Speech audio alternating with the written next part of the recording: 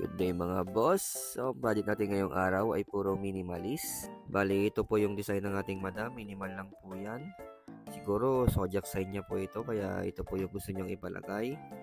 Bali, dito po gustong ipalagay ni madam sa kanyang bandang taas ng braso. Sa bandang gilid. Bali, gumamit po ako dito ng 5RL. All the way na po ito hanggang matapos po itong design ng ating madam. Dahil minimal lang naman po ito. Kaya hindi naman po ako nahirapan sa pagtatato sa minimalist niya. Ang schedule ko talaga ngayong araw, puro minimal po lahat. Kaya naka-schedule po talaga lahat yung mga client ko.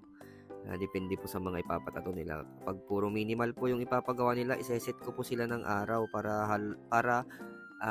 bali magsasabay-sabay po silang mga puro minimalist na client ko. At meron naman po akong client na kapag mga pang malalaking pyesa po, nakahiwalay din po yung araw para sa kanila. Para sa kanila lang po talaga. Kasi pag malalaki po yung mga pinapagawa ng mga client ko, ay sila lang po talaga yung ini-schedule ko sa araw na yon. Kaya wala po silang kahalo na iba.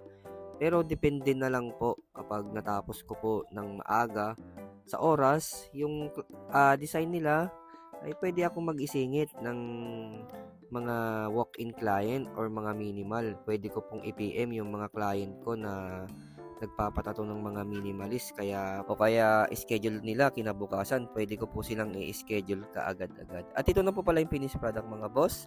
A total of 30 minutes. Ayan, 30 minutes ko pong ginawa yung design ng ating madam. Yan, bali dumating na po yung isa kong client.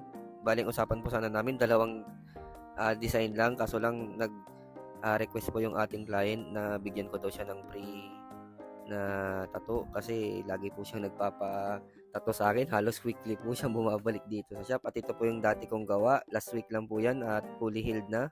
Medyo nangangati lang daw sabi ng ating client. Kaya ang concern niya kung natural lang ba yun. Sabi ko naman ay natural lang naman yun. At tinuturo po ng ating client yung paglalagyan ng kanyang mga minimal tattoo.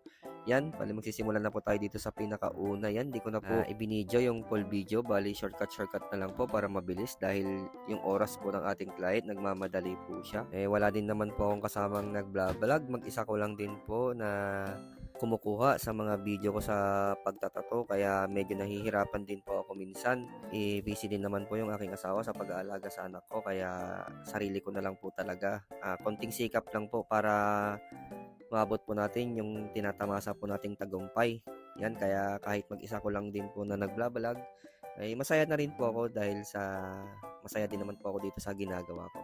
Yan mga boss, bali ito na yung pinakahuling minimal ng ating posing at ayan na po yung finished product. Yan mga boss, halos sinabot lang po kami dito ng mga 30 minutes sa buong tattoo ng ating bossing. Yan, sa mga gusto magpatato mga boss, ay message lamang po sa aking Facebook page at huwag niyo po kakalimutan na i-like, i-share, mag-subscribe po sa aking mga video. Salamat.